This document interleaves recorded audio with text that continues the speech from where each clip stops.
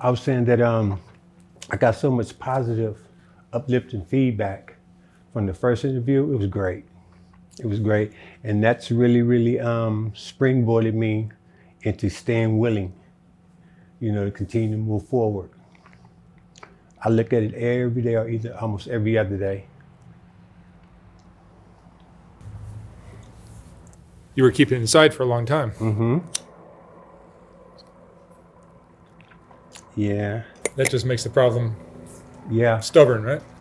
You gotta free yourself, man. I had to stop wanting to feel embarrassed, stop me from living my life.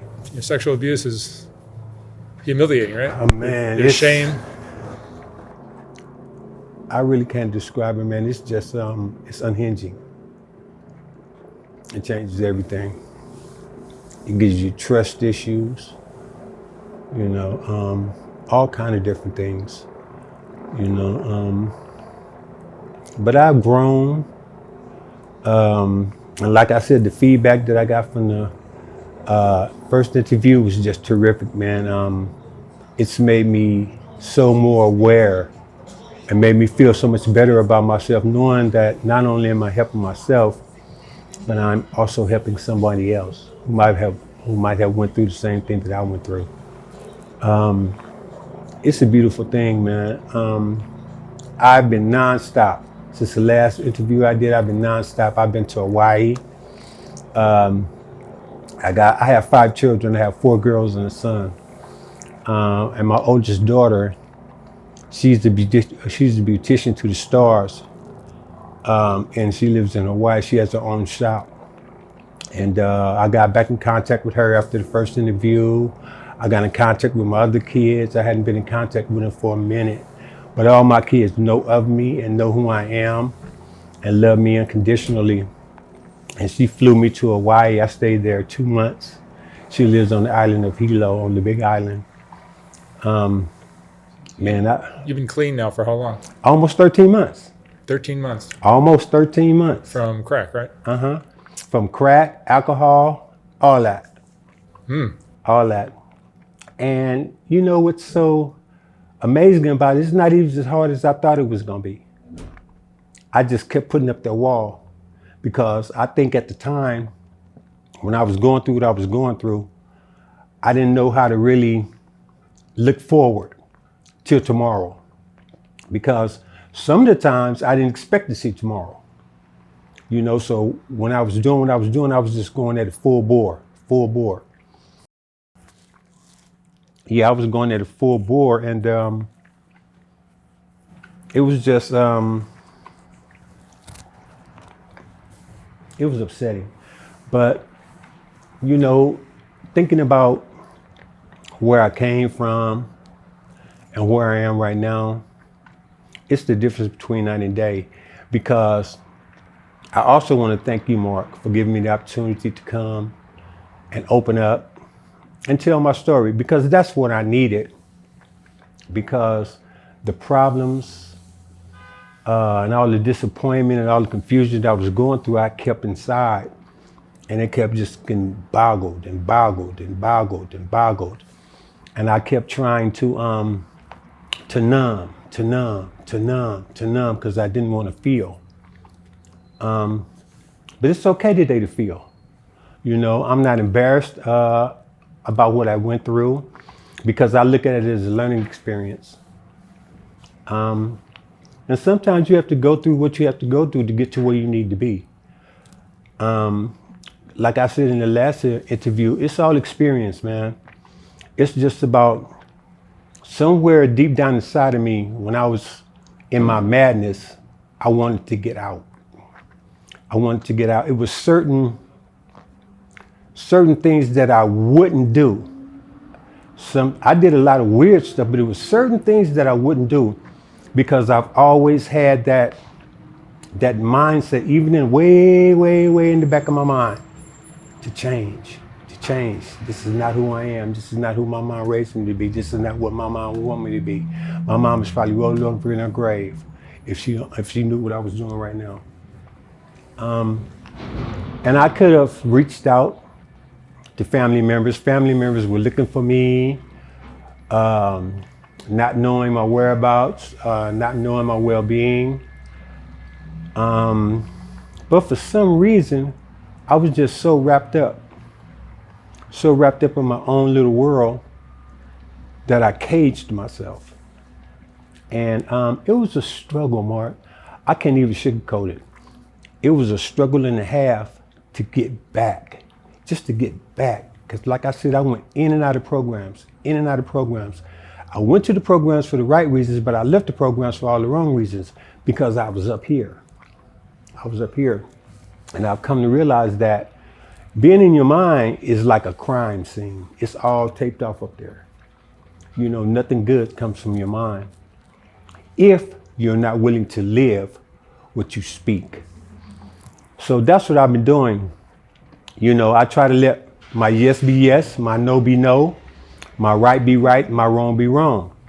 So there's a lot of things still going on in my life, but it's easier to manage.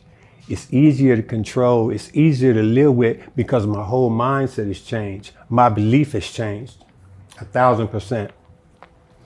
I believe that I can be the best Wayne that I can be just being who I am.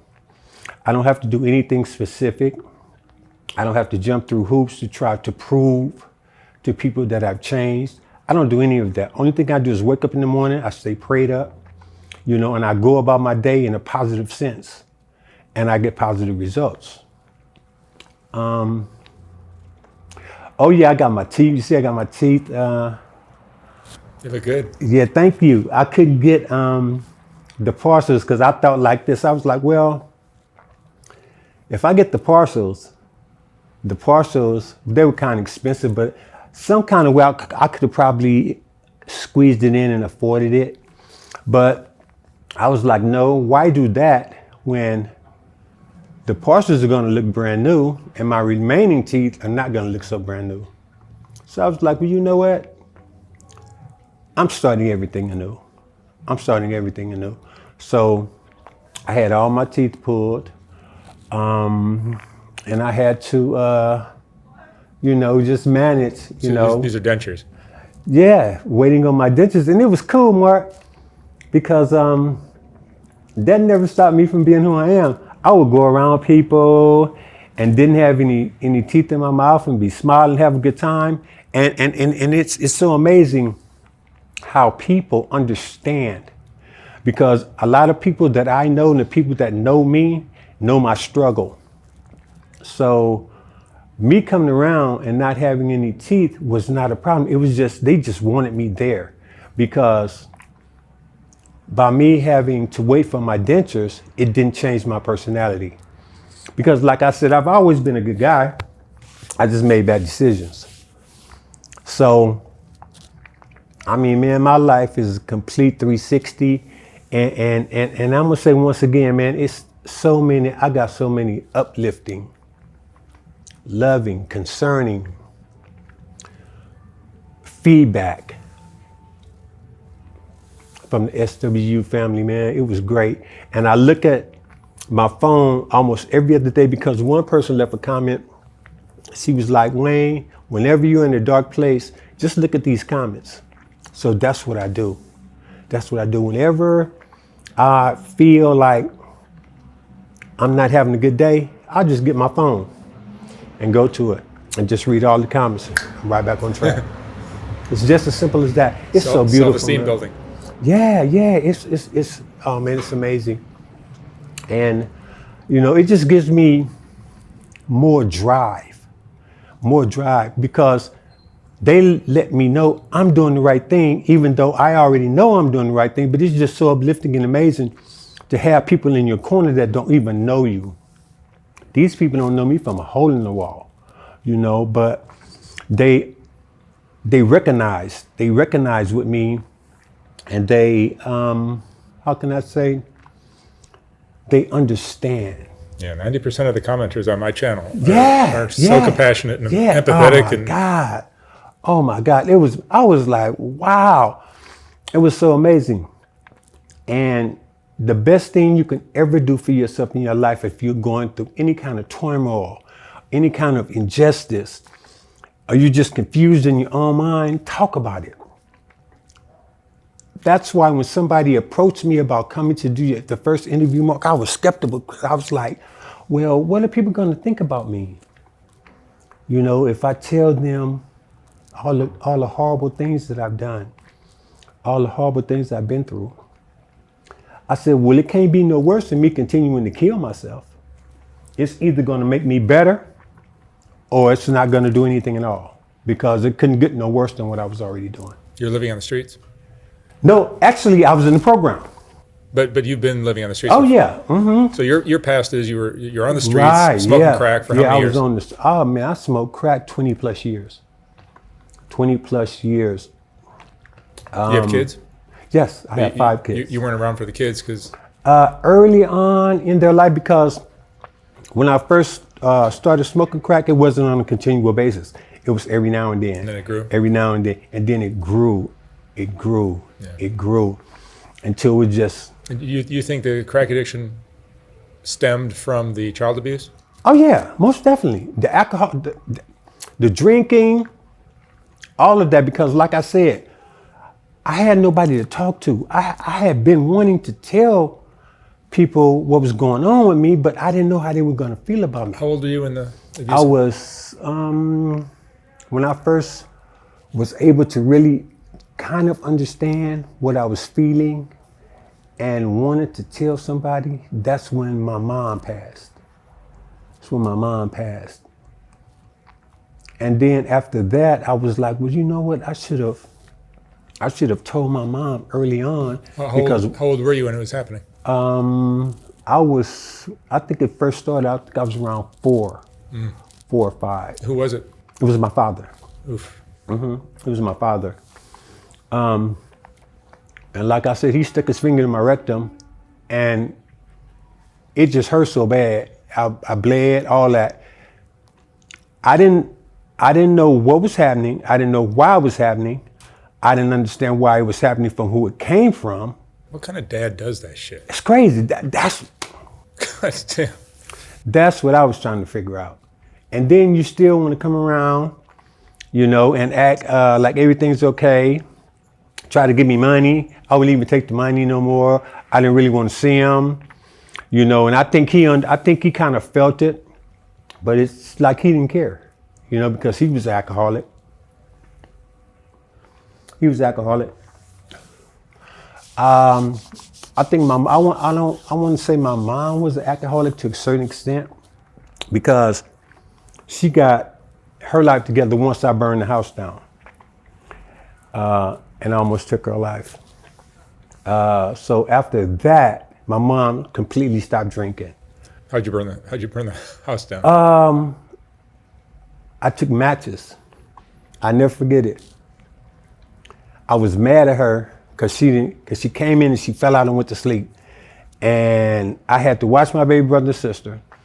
I didn't want to watch my baby brother and sister. I wanted to go outside, but I couldn't work her up. So I just struck matches and threw them in the trash can. And once the trash can caught on fire, I ran out the house. But before I did that, my brother and sister had already run around the corner to my aunties. My auntie just lived right on the corner. So my little brother had took my little sister over there.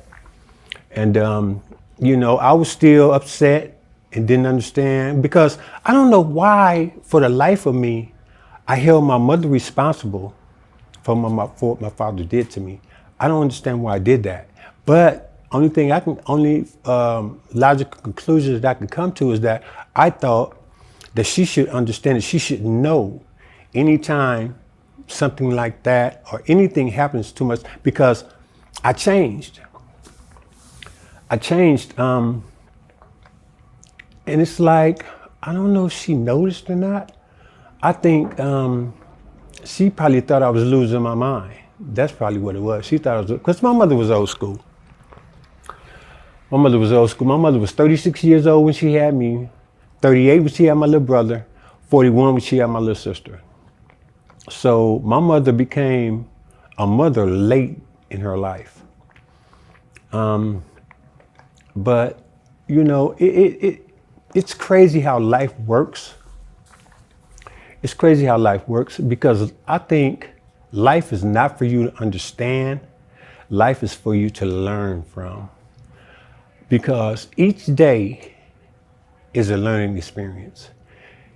No day is the same. It might look the same, it might feel the same as yesterday, but something in today is going to be different from yesterday. So that's what I hang my hat on. Something today is going to be different tomorrow. So if I keep in my right mind, if I stay the course, stay grounded, stay focused, I'll recognize the change. And I look at the change as blessings, because anytime I can wake up in the morning, I haven't smoked no dope, I haven't talked crazy to nobody, I haven't disrespected nobody, I haven't gotten in a fight with anybody, I haven't tore up anybody's property, I haven't disrespected anybody, anything like that. It's a win-win. So I just take that and I build. Each day I build. I keep going, because I let who I am shine. And the only way I can do that is keep my belief in God strong. It has to be that I pray all day. As long as I'm awake, I pray. If I'm going to the store, I'm like, thank you, Jesus. I'm not going to buy a beer. Thank you, God. I'm not going to buy a dope. Thank you, God. I'm not going to disrespect or cheat on my girl. You know, it's those kind of little things that you recognize on a continual basis. It's having gratitude. Oh yeah, oh, most definitely. I am so grateful. Oh my God. I can even start to tell you how grateful I am. And it's like, I still ask myself every day, I was like, Wayne, why did you wait so long to finally understand? But I don't dwell on it, because it took what it took. How old are you? I'm 63. I'll be 64 in August. It took what it took for me to go through what I had to go through to get to where I need to be. It took all of that to get to this point. And then, you know, I don't question God. You know, one day to God is 1,000 years to us. So I think, because if you think about it, you only get one life. You only get one life. And I think that's why God gives you free will. You get to understand and get to go through things to learn who you are and uplift yourself, and kind of recognize what kind of person, what you need to be, or what you want to be, or your belief system, you know. So it's funny, because I'm not a Bible thumper or anything of that nature, but I read it. Some things I don't understand, because everything is in parables, but God kind of guides you and gives you insight on the things you need to do. Everything you need to do needs to be good, you know, as good as you can be, but you have to be good within yourself. That's what I've been doing, Mark. I feel so good, man. I feel so good. I feel so blessed. You know, I'm going back to Hawaii in February. I have another daughter that I just reconnected with like 4 months ago. She thought I was dead.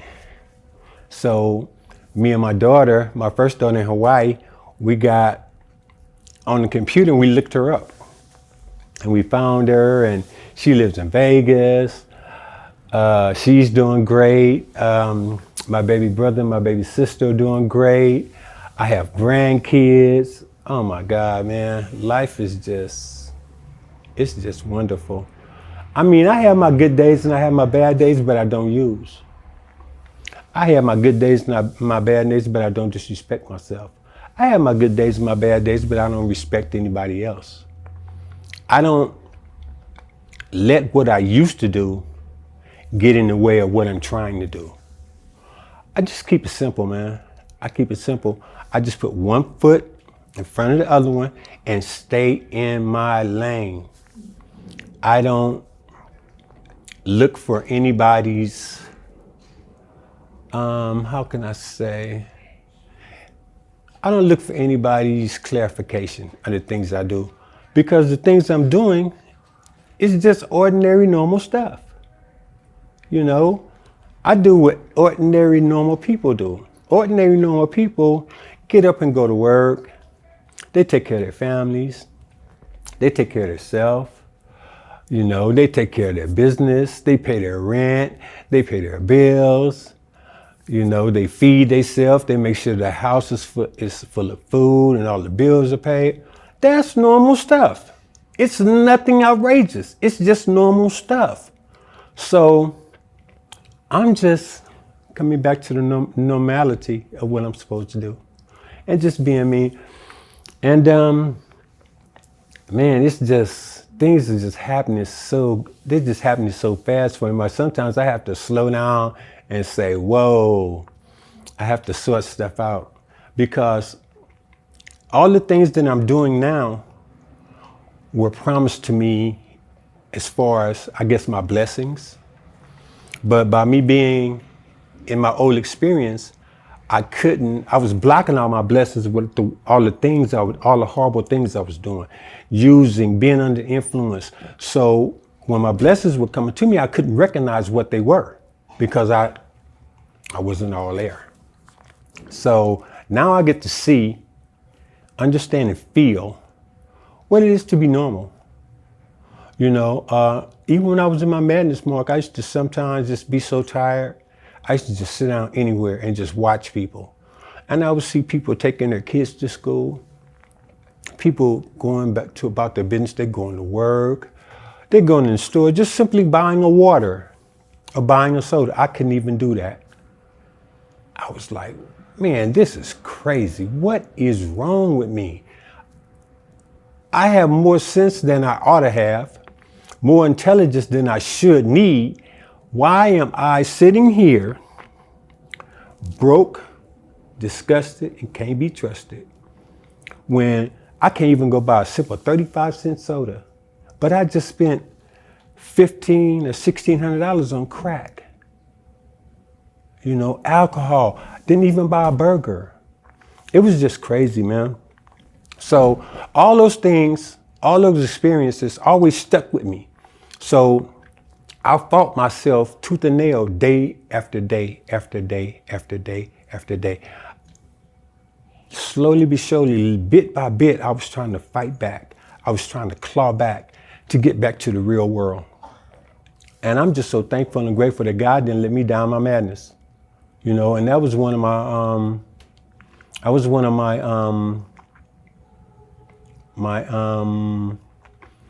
my questions too, because I was wondering, I was like, if I die today, how am I gonna look in the casket? Because I'm 260 pounds now. I was probably 180 at the most soaking wet when I was using. I was 3 to 4 shades darker. You could see all my bones. My eyes were sunk back in my head. I was like, wow, if something happened to me today, it would be so embarrassing for my children and for my family to have to bury me, you know, in that condition. And then the cold part about it is I used to always know that people will come to your funeral and say, oh my God, Lois, that's my baby sister's name, you put your brother away so nice. The funeral was so beautiful. But then they'll say in the same breath, but he sure looked bad. You know what I'm saying? Things like that was always right there in my mind. So I just kept fighting, Mark. I just kept fighting. How'd you get clean? Was it a program? Yes, it was the program. But I think it was more so me just praying. How long was the program? When I first came, I was in the program 46 days. I left the program and went home because I had financial business I had to take care of. And everything from that is doing very well. So I left the program, but I'm still affiliated with the program. I still go to meetings. I still have a sponsor. I still read the big book. I do everything. I don't do what I want to do, Mark. I do what I'm supposed to do. Because I know what the other side looks like. The other side ain't gonna never change. It's not gonna never change. That was a big misconception in my life because I used to always think, well, you know what? I can go back and do because last time they weren't doing so good, but this time they might be doing good. Trickeration. Your mind will steer you wrong every time. So I heard somebody say at a meeting, don't listen to your thoughts because your mind is a crime scene. It's all taped off up there, especially being an ex-addict. I don't trust anything I think. That's why I continuously do what I'm supposed to do. When I do what I'm supposed to do, the results that I get me joy, get me peace, get me understanding. Because my mind will tell me, oh, it's okay, go get a beer. Or go hit a joint. You ain't got to smoke no crack, just go hit a joint, you'll be okay. But the reality of my experience tells me that I can't do none of that because it's all a setup. It's all a setup. So anybody who's ever been in the drugs or under the influence of drugs or indulged in drugs knows exactly what I'm talking about. So I don't even think about anything like that. It runs across my mind, but that's all it is a thought. It comes and it goes. What do you think the biggest factor was in you getting clean? My belief changing. Not spending 2 or 3 months in a program, but the way you see yourself, the way you... Because I've always, like I said, I've never been a dumb person by any aspect. I've always been intelligent. I know right from wrong. So that's why I said earlier, I do what I speak. I say what I say and I do what I say. I say, I'm not gonna get high today. I don't get high. I'm not gonna buy beer today. I don't buy beer. I'm not gonna smoke crack today. I don't smoke crack. I'm not gonna disrespect myself or my girl or anybody else, and I don't do that. You know, I speak what I do into existence. I no longer depend on my mind, you know, because, and by living like that, I have no downtime. It's just so much going on in my phone's constantly ringing.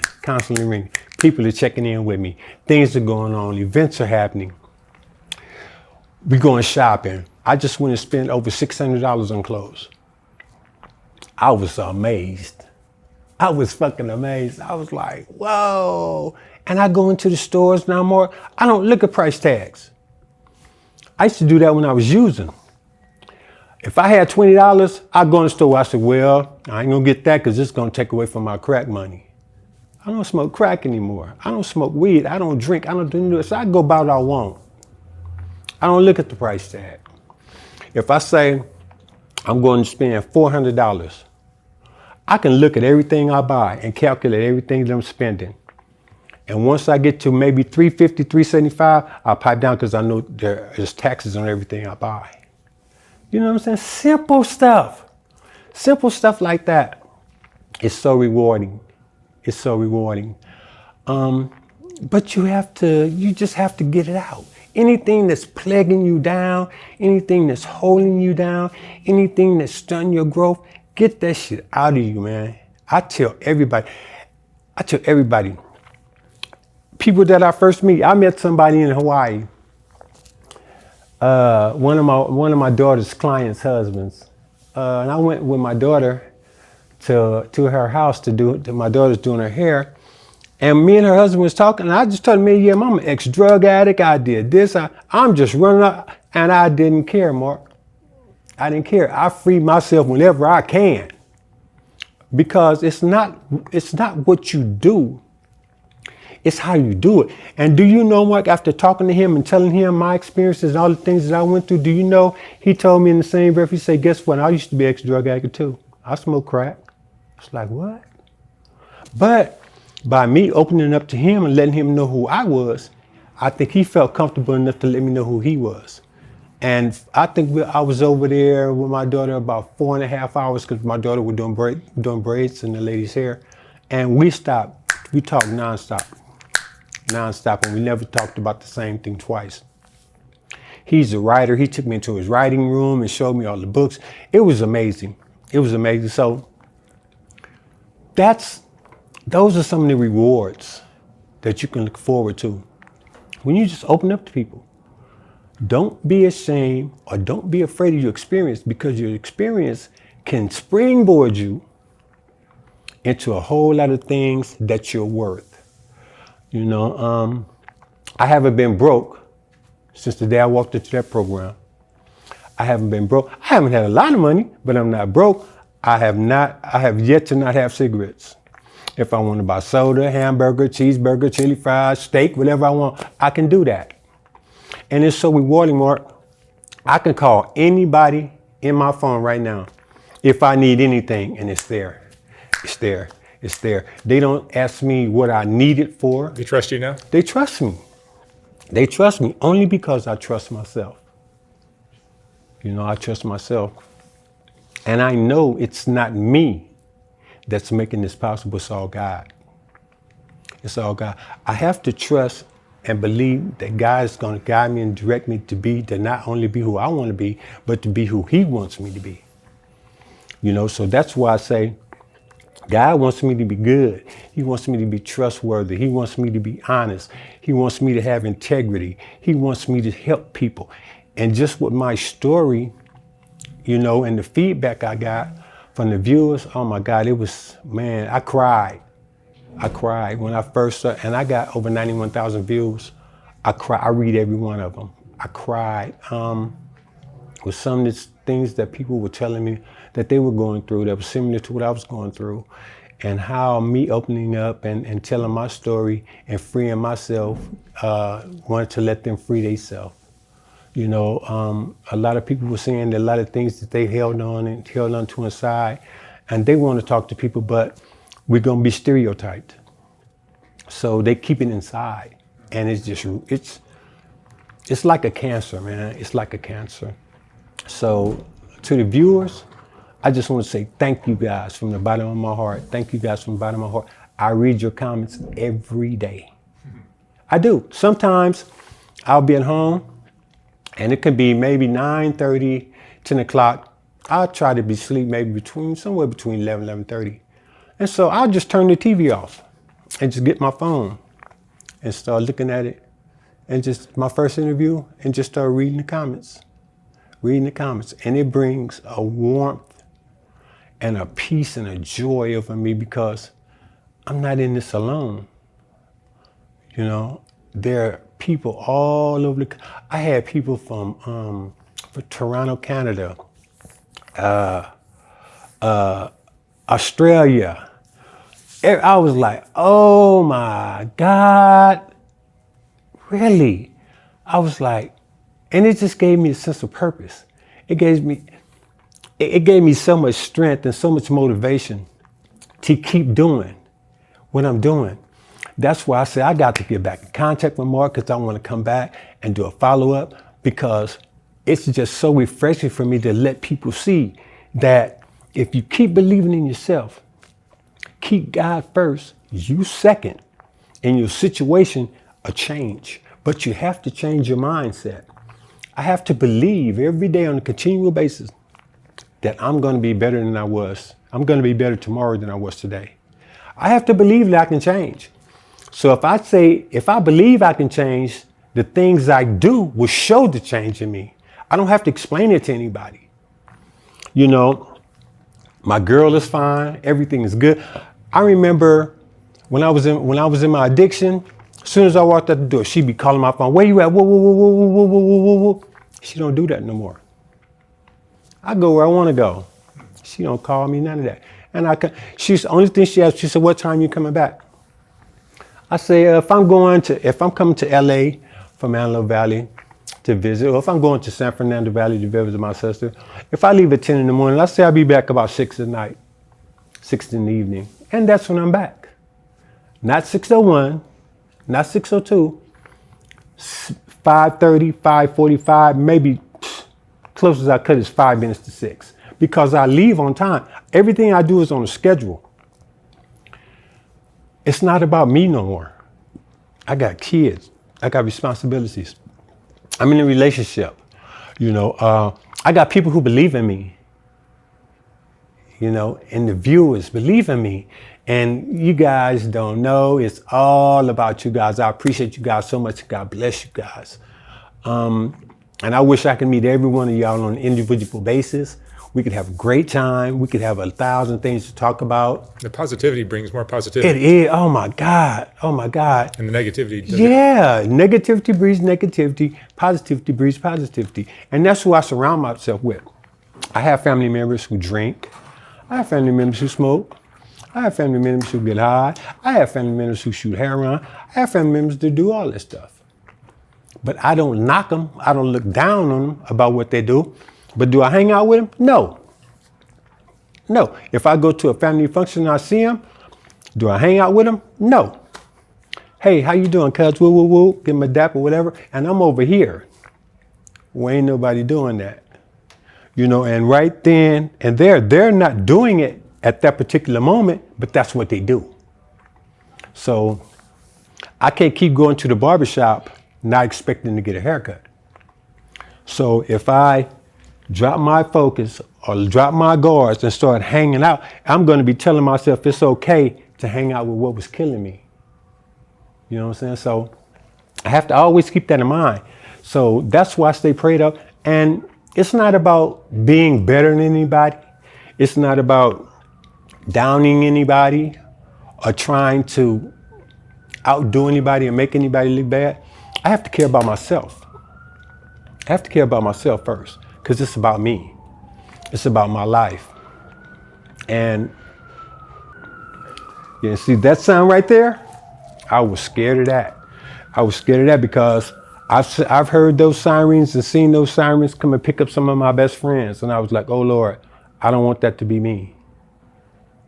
That's why a lot of things that crossed my mind in my addiction, I was like, nope, I'm not going to do that one because that's going to have me in one of those right there.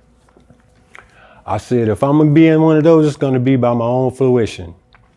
I'm not going to do nothing to nobody to have nobody else take my life. And I was just lucky. God just had his hand on me all those years.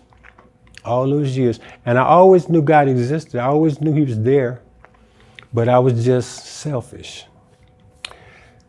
Key thing in life, if you're selfish, you got to stop that. You got to break that cycle.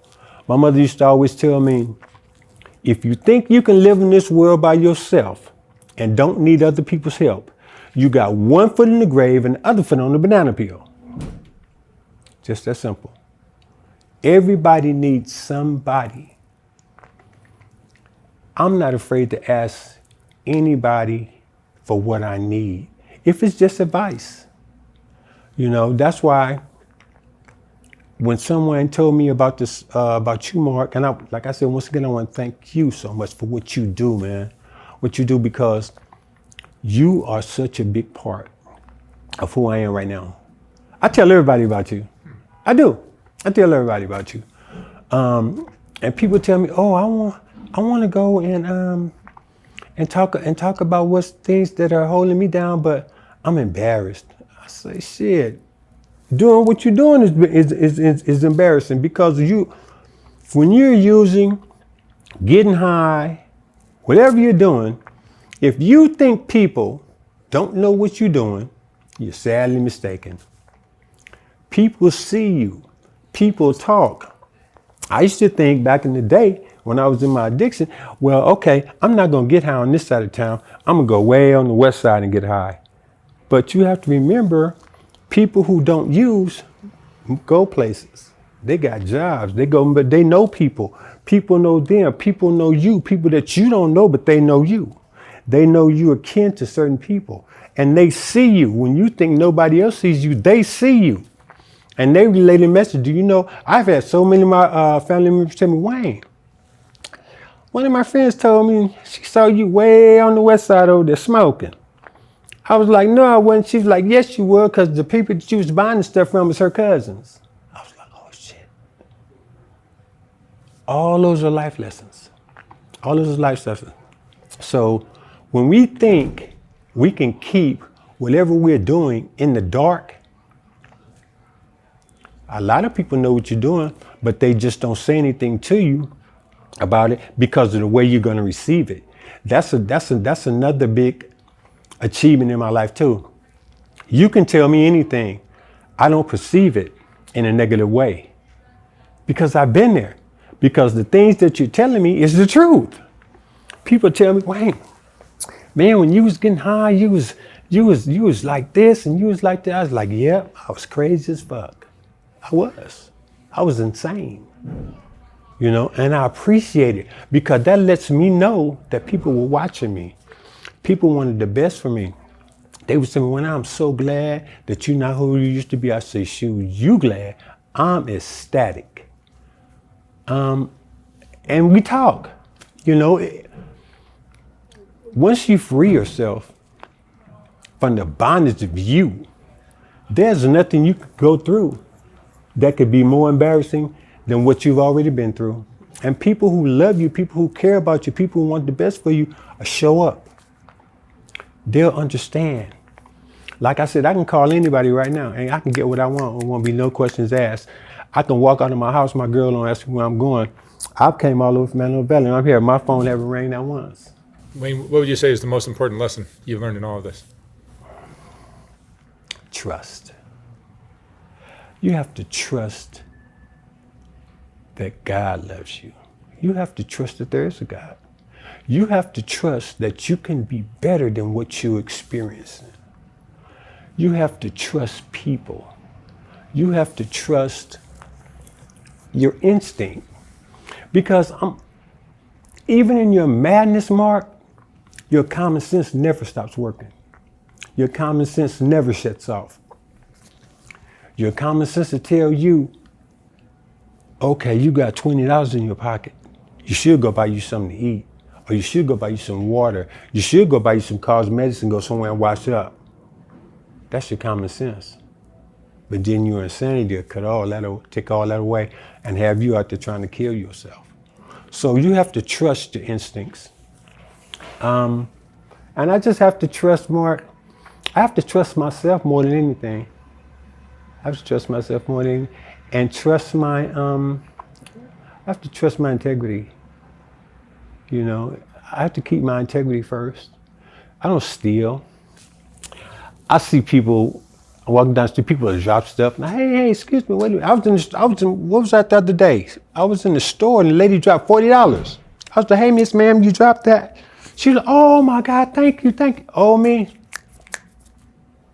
My integrity. Little thing, when you trust yourself and you trust the process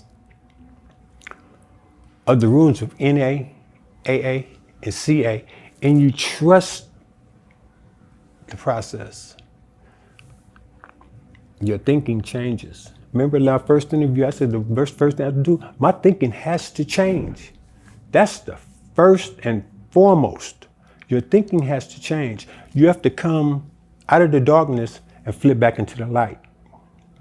It's not going to blind you. It's not going to burn you. You know, you're not gonna burst into a ball of fire if you come back to who you are. I think the only thing that blessed me more to come back and to this point is that even though I was going through what I was going through, I didn't know who I was, but I was curious to find out who I could be. All right, Wayne. Well, thank you so much for sharing your story. Hey, man, I appreciate it. Thank you so much for having me. Thank you, viewers, for blessing me. I love you guys. You guys keep the comments coming because I'm going to read every one. You guys are with me every day. I appreciate you. Thank you. Amazing. Thank you, Wayne. You're welcome.